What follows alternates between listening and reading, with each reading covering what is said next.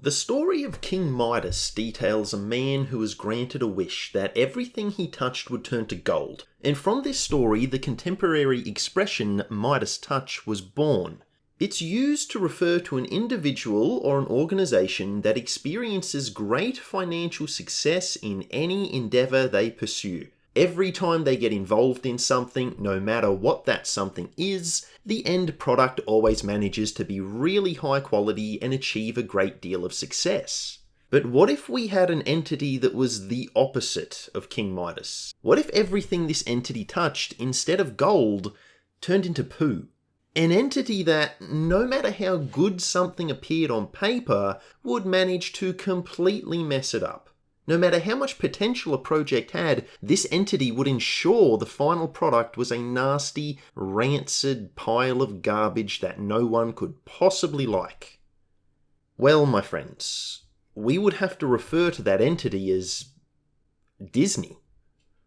Let's just take a look at Disney. This is a company that paid $4 billion for Star Wars, one of the most popular and financially successful franchises in the history of all humanity. And within 6 years, Disney released a Star Wars film that lost money, an unprecedented event, never happened before. And if you had told me in 2012 that a Star Wars film would lose money at the box office, I'd have thought you were crazy. And look at Star Wars now. Andor is, by all reports, a good show, and yet next to no one actually watched it. And it's not just the movies and TV shows either. No one wants to stay at the Disney Star Wars themed resort. Now, given the rooms literally look like prison cells, that's probably not too surprising. But even the theme parks are experiencing a drop in attendance. And let's not even get started on their animated films, which are also bleeding money just one after the next. Failure after failure. And to cap it all off, look at Disney's stock price. It's going down faster than a takeaway burrito. And simply put, Disney is showing us what the anti-Midas touch looks like in real time. A company that has spent unimaginable amounts of money investing in different ideas, only to make every single one of them unprofitable due to their unending incompetence in how their business is run. Imagine spending $4 billion on the world's most popular franchise and killing it in little over half a decade. That is some next level mismanagement if I've ever seen it. But of course, Star Wars isn't the only extremely popular franchise that Disney shelled out an exorbitant amount of money for. There's also Marvel. Now once again, this was a franchise that was a license to print money a decade ago. And now? Well, now it consists of a PS2 character shaking her posterior at the camera in the name of comedy and calling anyone who didn't watch it a bigot. And keep in mind, while they're calling you a bigot for not wasting your time on their garbage content, they're the ones removing the black guy from their promotional material in China. And so this leads us to our current predicament and the topic of today's video. See, when the anti-Midas mouse needed someone to make it a video game, it reached its decrepit hand out to an equally unsavoury partner in the form of 2K. And in that moment, the fate of Firaxis was sealed. Just like Star Wars, Marvel, the animated films, Firaxis was also turned into poo. And that is how the dumpster fire known as Marvel's Midnight Suns came to be.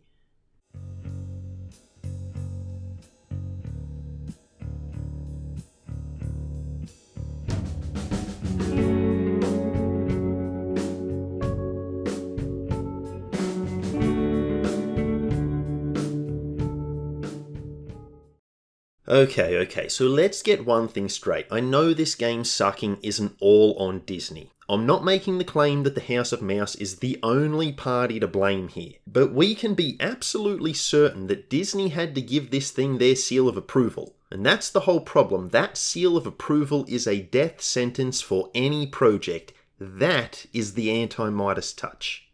Any game, book, film, TV series, whatever it is that needs the Disney seal is destined to be hot garbage, at least these days. This is a company that is hell-bent on telling stories that almost no one wants to hear, on making sure nothing they do is actually successful. And because of this, Firaxis never had a chance. Now, just like my Pokemon Scarlet video, this isn't a review since I haven't finished the game. This is simply my thoughts and my experiences with Midnight Suns. And unlike Pokemon, where I just wanted to get the video out reasonably quickly and so I didn't have time to finish the game, Midnight Suns is a game that I will likely never finish. Why? Well, because it sucks and life is just too short. But before we get into the game, a little bit about me. I'm not a Marvel aficionado by any means. Before this game, I had never even heard of the Midnight Suns. I've only read a handful of comics in my life. My main experience with Marvel is the cartoons from the 90s, which I loved as a kid, and the MCU films, of which I've watched barely any since Endgame. So I'm more or less a normie when it comes to Marvel.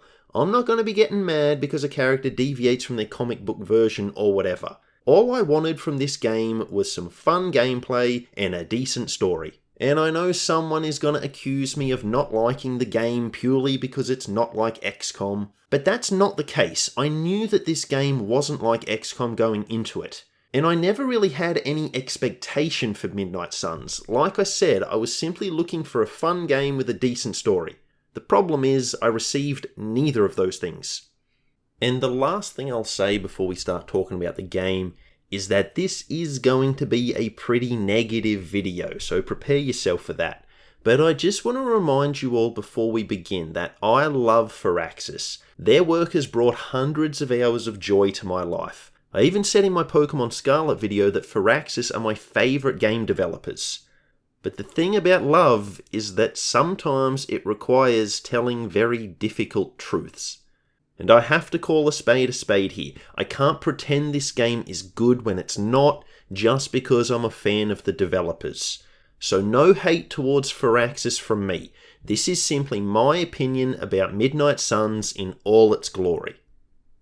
So as soon as I boot up the game from Steam, I'm forced into the 2K launcher. So literally the first thing you do before the game is even running is completely obnoxious. Why do I have to waste hard drive space on a stupid launcher that I don't want? Why do I need 2 levels of DRM? Actually 3, because this pile of trash runs Denuvo as well. You know, that software that does barely anything to stop people pirating the game, but makes legitimate copies of the game run like molasses. Yeah, that Denuvo. And it imposes a 5 machine limit on activating the game. So what happens if you use up all 5 activations and you need a 6th? Do you just uninstall it from one of the previous machines, or do you have to buy a new copy of the game? Now I can't imagine doing that. Even buying this game the first time is one of my deepest regrets in life. So yeah, we haven't even opened the game and it already sucks. This is off to a great start. Now once I adjust the options, which seem to be fine from what I can tell, there's no big things that jumped out to me as missing, so that's all good there. But anyway, once I adjust them to my liking, I start the game. And the first thing I get is an over 1 minute loading screen. And this will become a common occurrence. The loading times for this game are dreadful. Like the worst I can remember since the PlayStation 2. And that's not an exaggeration. Now I did install the game on a second hard drive on my PC.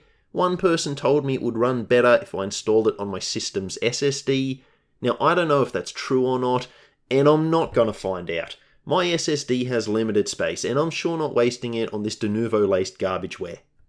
So anyway, we start the story. Things kick off with Hydra reviving Lilith, who is some uber evil lady that we're inevitably going to have to stop.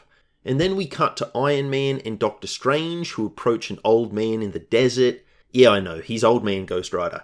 But once he sees the writing on the wall and gets as far away from this disaster piece of a game as he can, he's a smart man, we can finally actually play the game. And the combat is solid. You take control of usually 3 heroes, but only 2 on this mission. The combat is turn-based, and instead of action points, you get 3 card plays per turn. Yeah, the majority of your actions are determined by the cards that you draw at the start of the turn. Some cards will count as free actions, and some characters will allow you to increase the amount of card plays that you have in a turn, so it's often possible to play more than 3 cards. And the cards themselves are divided into 3 basic categories. There's action cards which do basic attacks, There's skill cards, which usually don't do any direct damage, but they will buff your heroes. So they're basically support abilities. And the final type of card are the hero cards. Now, hero cards are usually your most powerful attacks, but they require hero points to use. You gain hero points by playing attack and skill cards, and you'll lose hero points by playing a hero card. You can often also cause environmental damage by throwing things at enemies or blowing up objects, stuff like that. And while these actions are free in the sense they don't use up your card plays, they will burn through your hero points, so that's how they're limited. You can't just keep doing it over and over. And in terms of your card plays, you can distribute them between the heroes however you like. So you could have each of the three perform one action each, or you could focus on a single hero and use all your actions with that one person. And this seems like a good time to mention the controls. They suck. I ended up switching to a gamepad as there didn't seem to be a way to zoom out with the mouse. You could move the camera backwards, but to actually zoom out and expand your view required the keyboard, which I didn't really want to use, and the controls with the gamepad were much better.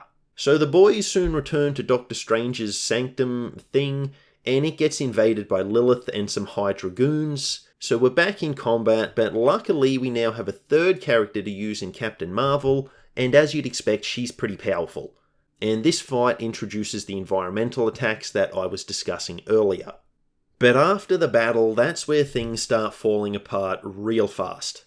We've just seen that this Lilith woman can access the sanctum, pretty easily by the looks of things.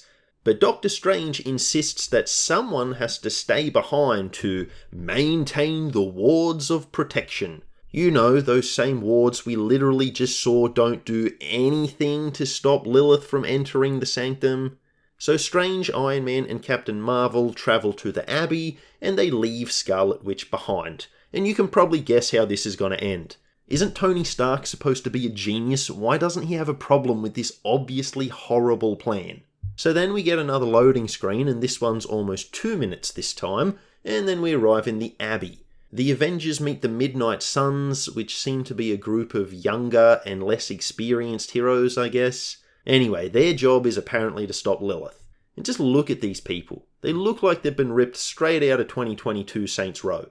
Imagine if some demon of evil emerged from the depths of hell, and this is all humanity had to stop it. I would not like our chances.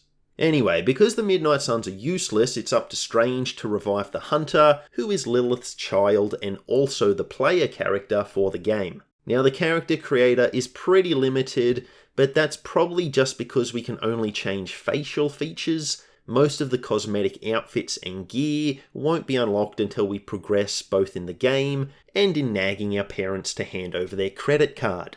So I make a dollar store version of Thor, and I immediately hate this guy. Like, I'm really regretting what I made here. The good news is that you can change your character later on though, so that's good. You're not stuck with the same appearance for the whole game. And apparently the Hunter died fighting Lilith several hundred years ago, but I guess we were able to beat her in the process. Once we're alive again, we meet Blade, who promptly brings us to meet the rest of the Cringe crew. And after introductions, we join Strange and Blade on our first mission with the Hunter. Now, one of the Midnight Suns named Magic serves as our version of the Sky Ranger in this game. She'll open a portal to wherever we need to go for the next mission. And check this out. As we're walking through this portal, our Hunter sneaks a peek at this woman who looks like she might be from Wakanda. Now, we're nowhere close to being out of the tutorial of the game, and it's already dropping hints on the season pass that is to come. And the idea of anyone buying DLC for this game I honestly find pretty amusing. I, for one, will be giving that season pass a miss. Another huge loading screen before the mission, and this battle is actually a two-parter. The first section is just battling Hydra goons, and they come in different types, just like Advent soldiers. And I guess I should say here that all the heroes have their own unique cards, so depending on your playstyle, you'll probably favour some heroes over others. I know I certainly did. And it's cool they all have their own unique abilities, which can help spice up the gameplay. Well, sometimes. See, on story missions, you're forced to always bring the Hunter, and you'll usually be forced to bring a specific second character as well. so you only have free choice over the third person you bring along, and this can cause issues on certain missions, but I'll get to that when it comes up. So anyway, part 2 of the mission, and we're fighting Venom. And he acts like a boss in this game, think like an alien ruler or one of the Chosen from XCOM 2, and there are other characters who are bosses like him that you'll encounter as you progress in the game. And even though we beat him in the mission, a cutscene then plays where he is absolutely dominating us. And get used to this, it happens with every boss in the game. You defeat them in the mission, but then a cutscene instantly plays and they get away, only to show up a few missions later, and we repeat this same process indefinitely. It's really like a Saturday morning cartoon, how there's always some inexplicable reason for the villain to escape at the end of the episode, because if they didn't escape, we'd have no episode for next week, right? So I guess the writing fits the genre, but maybe don't copy the formula of a children's show for your supposedly mature rated game. Just a thought. Oh yeah, and our heroes are so trash that Spider-Man has to randomly show up to save us. Cool. And we keep racking up the L's as a massive tree has grown around the sanctum. You know, that same sanctum we forced Wanda to stay in against her will, where she was completely vulnerable to attacks from the enemy. Yeah, it's now been overtaken by the enemy. Who could have possibly predicted this outcome? So what do our heroes do to save her? Nothing. They just turn around and go home. So just to recap, we came here to help Wanda. Instead of doing that, we get beaten up by Venom, we have to be saved by another hero, and then we abandon our friend to the forces of evil. So yeah, we're a pretty impressive hero team here. And as awful as this writing may seem and as incompetent as these people may look, I assure you, this is only the surface. Things are going to get so much worse.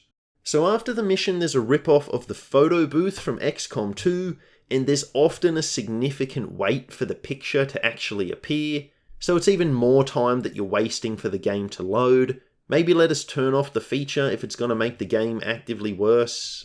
So then another loading screen returning to the Abbey, and these ones are always the worst. This one lasts 2.5 minutes.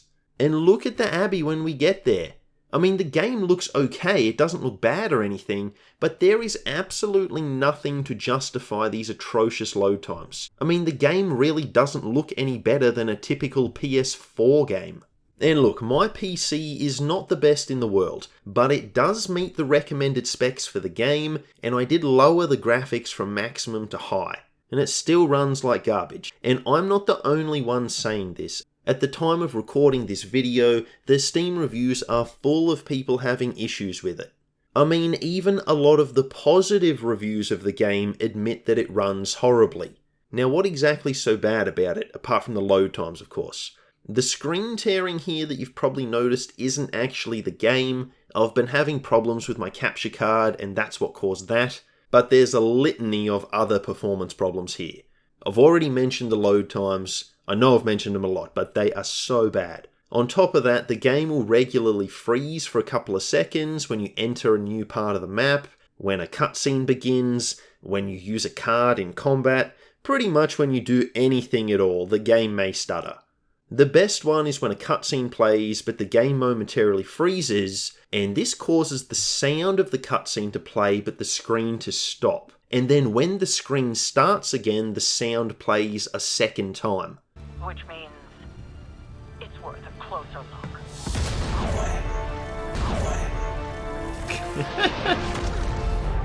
God.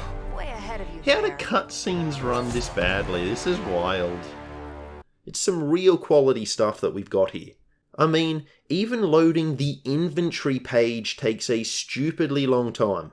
And when you're playing on a controller, you have to tab through the inventory to be able to save or exit the game. So that's really well designed. I mean, I guess you don't have to, you could tab the opposite way, but that's going to take just as long. So either way, it sucks if you're on a gamepad. But you want to be on a gamepad because it sucks if you use a mouse and keyboard. And look, by the time this video releases, Firaxis may well have patched the performance issues and the game may run magically. I really doubt that will be the case, but it is possible. But here's the thing, I don't care. It's not an excuse. Imagine if you bought a car, and after taking your money for the car, the guy at the car yard tells you that, by the way, the headlights don't work. So you can't drive your new car at night, or when it's raining, or even when it's overcast, or if the sun is setting, or if the sun is rising. But hey, it's cool, you totally didn't get ripped off, because then he tells you that in a month's time you can bring the car back and the mechanic will install the headlights properly free of charge. Now you wouldn't be okay with that, at least I hope you wouldn't. I certainly wouldn't be. I'd be demanding my money back because this clown just sold me a lemon. And this whole business model of take people's money now and make the game work properly later is ruining this industry. The last 3 games that I've bought at launch, Midnight Suns, Pokemon Scarlet, and Elden Ring, have all run like garbage on launch day. This needs to stop, and people need to stop defending this practice. It's not good enough. These companies need to provide a finished product at launch, not a broken mess. So anyway, back to the gameplay. We're now introduced to superhero social media. This is a messaging service that these people use to talk to each other, even though they live in the same house and could literally just walk a few feet to talk to the person directly. Yeah, okay, that doesn't feel like a tacked on game mechanic at all. And the first thing we see here is Magic ripping on the heroes, again using that term loosely, for abandoning Scarlet Witch. And I agree, Magic, these people are pretty pathetic. Then we go to sleep and we get a dream sequence. And doesn't that just sound great? A linear dream sequence. They always do so much to add to a game's replayability. Now here Lilith is trying to seduce us to the dark side, as it were, and just as she's about to reveal a big important secret, she disappears and we wake up. And that is a really overused trope in this game. Just about every single character you talk to will hint at having some super interesting secret that they just can't share with you right now. If you want to know what the super interesting secret is, you're going to have to level up your friendship with them and complete their side quest. It's a good thing that mechanic hasn't been done to death in a million other RPGs already. Oh wait. So anyway, we wake up and we're greeted by Charlie, our very own hellhound. And Charlie is, by far, the most likable character in the game. Charlie's great. We love Charlie. Now, caretaker Karen is also here. This is the woman who abducted us and raised us as her own, and she scolds us for being a clown who got beat down by Venom. And you know what? That's a fair criticism. So now we can finally get into some more of the mechanics. Doctor Strange is basically Tigan, and he's going to handle the research side of things. Iron Man is like Shen, and he's overseeing the engineering projects. And Captain Marvel takes the role of Bradford, handling intel and operational issues. So yes, ladies and gentlemen, the Abbey is this game's version of the Avenger. But in a truly terrible design choice, they made us have to navigate this area by walking around. We can't just click on the screen that we want anymore. Now we have to physically move to the place we want. Now I'm pretty sure they did this in one of the Fable games. I think it was Fable 3, where the menus had all been replaced with having to run around a hub area to do anything. And do you want to know something? Everyone hated it in Fable as well. I mean, Firaxis, was there a single person on the entire planet who complained that we couldn't walk around the Avenger in XCOM 2? I've seen a lot of complaints about that game. Heck, I've made many of them myself. But I never saw anyone, not anyone, asking for an interactive Avenger that we could move around on. And you want to know why no one asked for that? Because it sucks.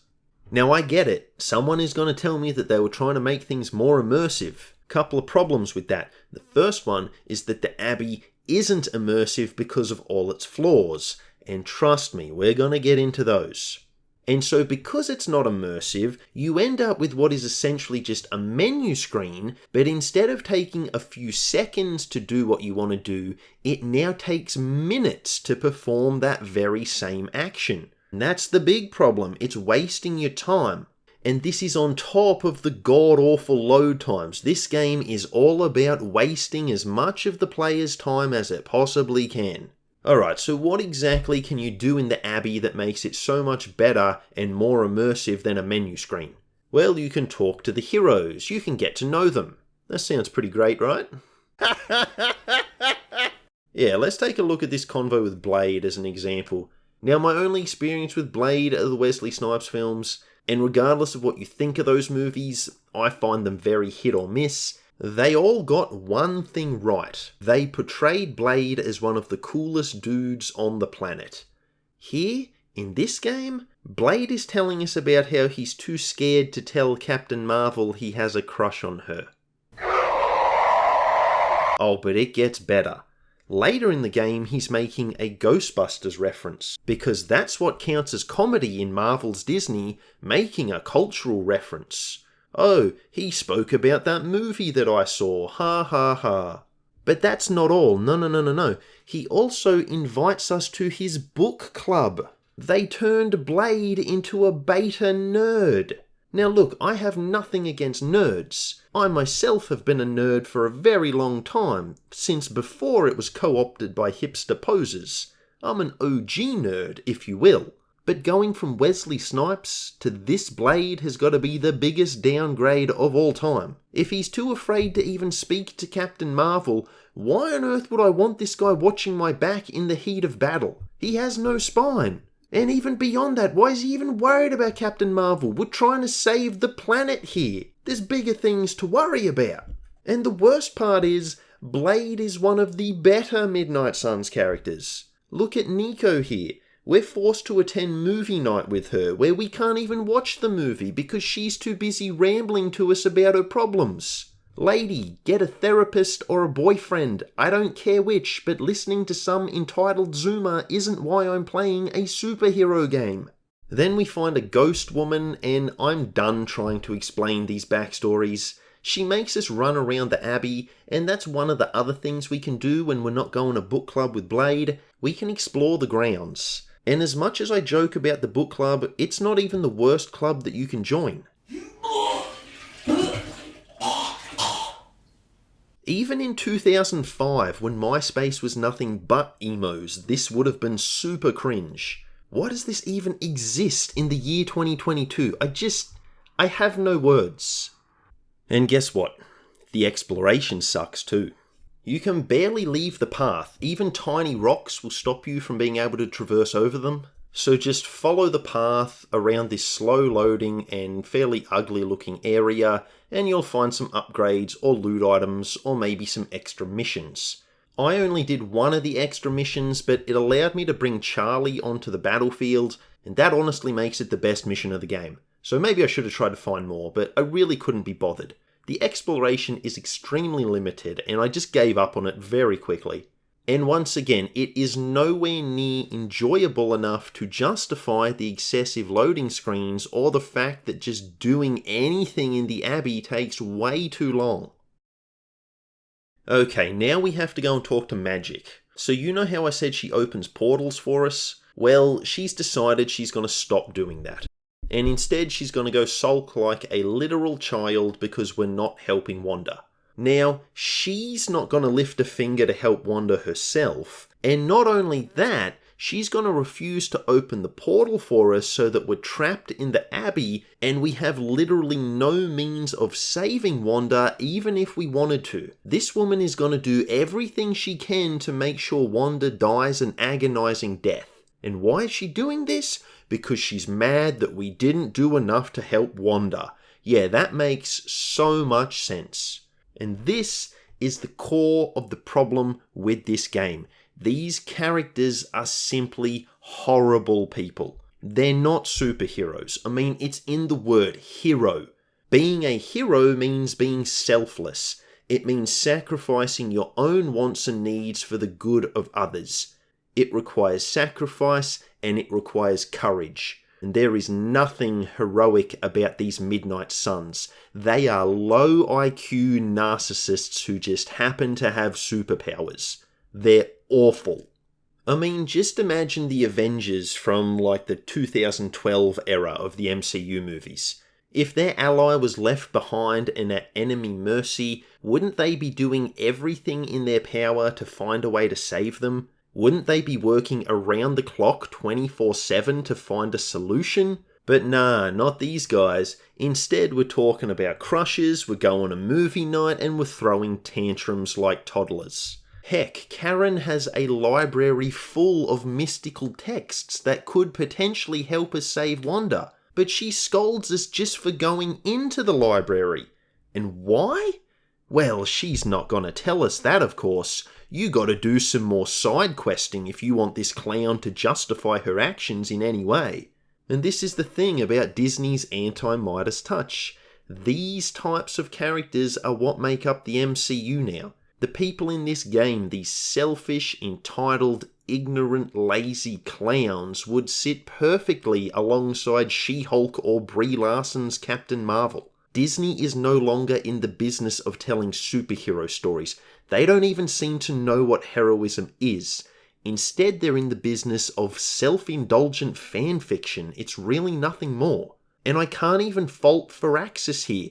They've made characters that perfectly fit Disney's vision. The problem is that the vision sucks beyond all belief. Now, in the game's defense, it gives you the dialogue option to tell this spoilt brat Magic to pull her head out of her backside. So at least it's good at giving us control over our character and not forcing us down one particular path. Except when it does force us down a particular path. Like here, Nico is planning a surprise party. Again, there's nothing better she could be doing with her time, right? Like trying to save the world? No, of course not. And there is simply no way we can refuse to help her with this stupid party that I don't care about at all. Instead, we're forced to lie and say that we will help and then simply never follow through. Okay, so talking to the characters sucks. What else can we do? We can upgrade cosmetics and abilities, and even this is obnoxious. And I know it probably sounds like I'm ragging on everything, but this game is just so bad. Like with the upgrades, there's just too many currencies to keep track of. There's the attack currency for improving attack cards, skill currency for improving skill cards, and then as you'd expect, hero currency for improving hero cards. But then there's also glitter for buying cosmetics, and then there's some weird gold type currency for buying upgrades to the Abbey itself. Plus you also have to get artifacts to unlock new levels of research. You can also upgrade abilities with blueprints.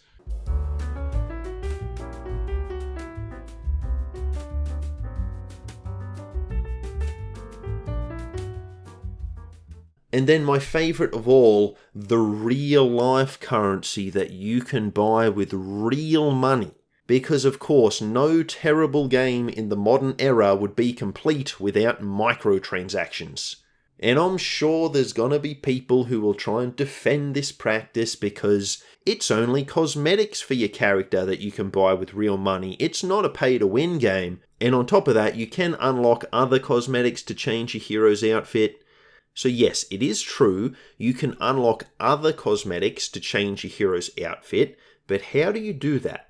Well, you can't just get the glitter and unlock the outfit. No, that'd be too easy. Before you even have the option to buy the outfit, you have to complete certain conditions with that character.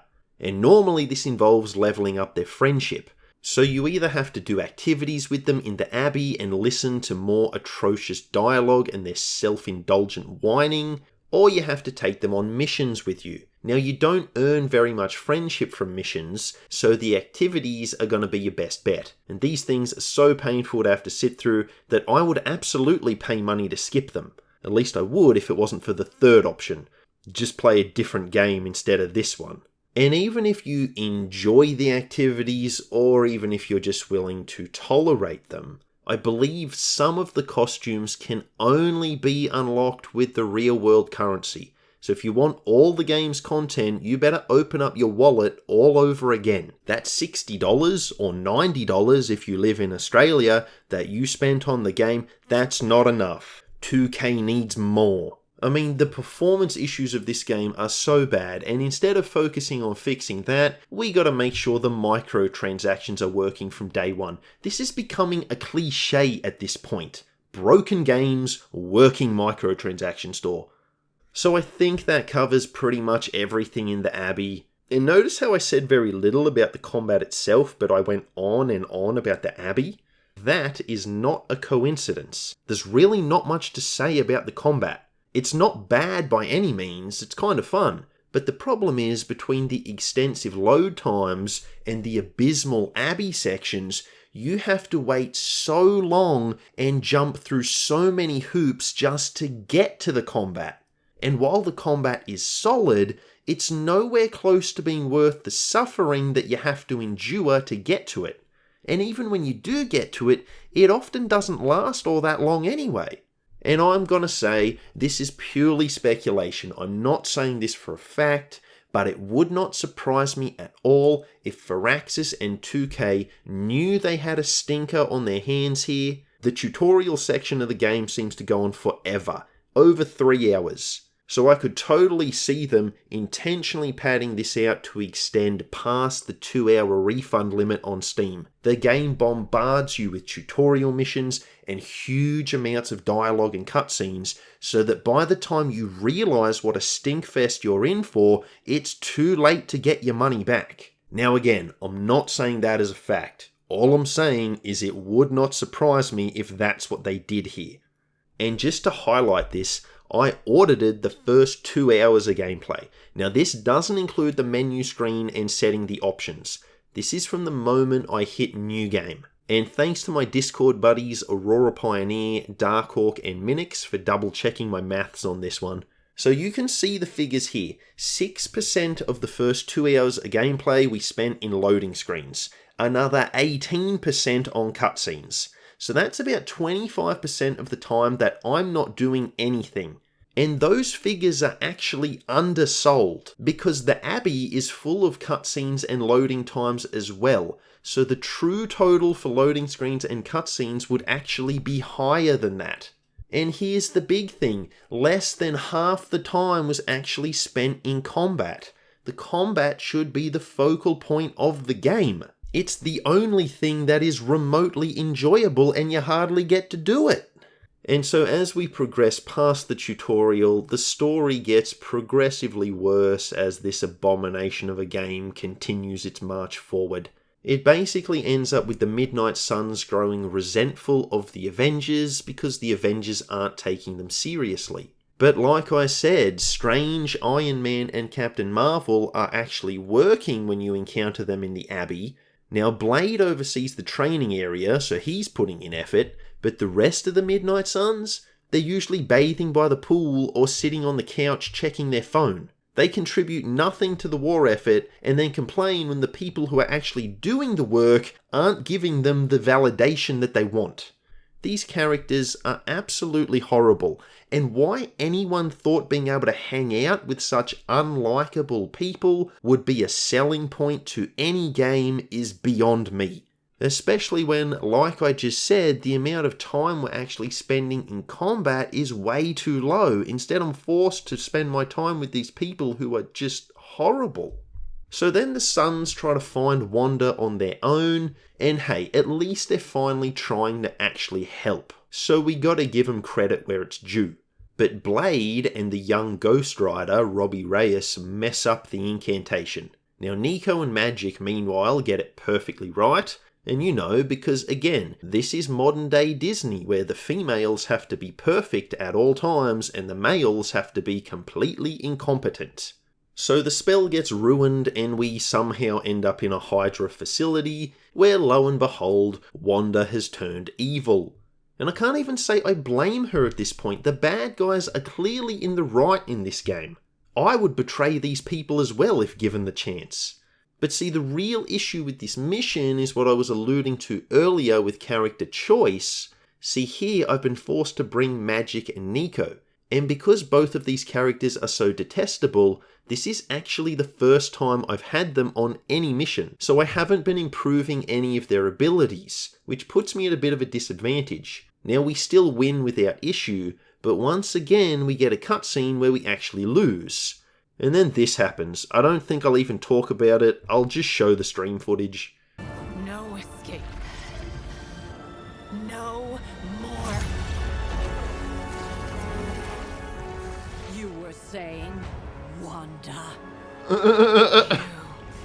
Grandma to save the day. You will be no more. Yeah, good thing Karen, who is literally centuries old, was there to save us, because clearly Captain Marvel, Doctor Strange, Iron Man, etc., all the heroes that are in that building, not a one of them could have been up to the task. So then I go to save the game at the end of the day, and it crashes. And you know what? I'm done.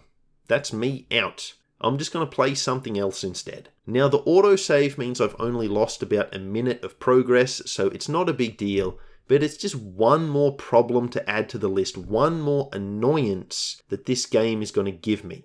And the bigger issue here is that I've honestly just grown really bored. I can't be bothered restarting the game to make sure my save's okay. Like, I'm focusing on trying to level up friendships for the next mission that inevitably is going to force me to bring characters that I don't want to use. Improving friendship gives characters extra abilities which I want to make use of. But the problem here is that I'm treating the dialogue as nothing more than a video game. Now that may sound weird, but allow me to elaborate, and we'll look at this example with Magic. She wants me to eat some disgusting food. Now I want to tell her that's not going to happen in a million years. But I suspect if I do eat the food, the friendship level will increase. So that's what I opt to do. I say, yeah, I'll eat the nasty food. And when it comes to RPGs, I like playing a character. I don't tend to min-max things. I pick the options that make sense for me or for the character that I'm playing. And I find this way of doing things much more immersive and more enjoyable. But here, I'm at the point where I'm just picking whatever dialogue I think will increase the friendship the fastest. It's just become a chore. I'm just clicking on what I think the game wants me to click on. And like I said, while the combat is decent, getting to it is way too much work. There's just way too much downtime in the game. I'd honestly enjoy this experience way more if the Abbey was just completely removed. The dialogue sucks, the characters are foul, and the story is stupid. It's not worth wading through the muck to get to some combat that is simply okay. If the combat was amazing, then maybe. But the way it is, I just can't be bothered. So needless to say, I don't recommend anyone buy this game. It has some okay action levels and a whole lot of unplayable garbage around it. It is quite truly an awful experience. And before I go, I want to leave you with this thought. See, I wonder how long this game took to make. I wonder how many years it spent in development. And if this game did not exist, it's very possible we'd be playing XCOM 3 right now instead of this dumpster fire. If Firaxis didn't have to spend their time on this game, maybe XCOM would already have been released. And that's probably the thing I hate most about Midnight Suns. It's robbed us of what would most likely be a better game. And that's saying something because I hate an awful lot about this game. And all I can do is hope that when XCOM 3 does release, it's a lot more like XCOM 2 and a lot less like Midnight Suns. Because here's the thing, here's the rub, as it were. We still don't know if the anti-Midas touch is permanent. What if there's no coming back for Firaxis? What if every game they release from here on out is like Midnight Suns? Now that's a pretty horrifying thought, and if it does happen, I guess I'm going to have to find a different franchise to make the focus of my channel. But all we can do is wait and see, I guess. So on that note, have a great day. If you can.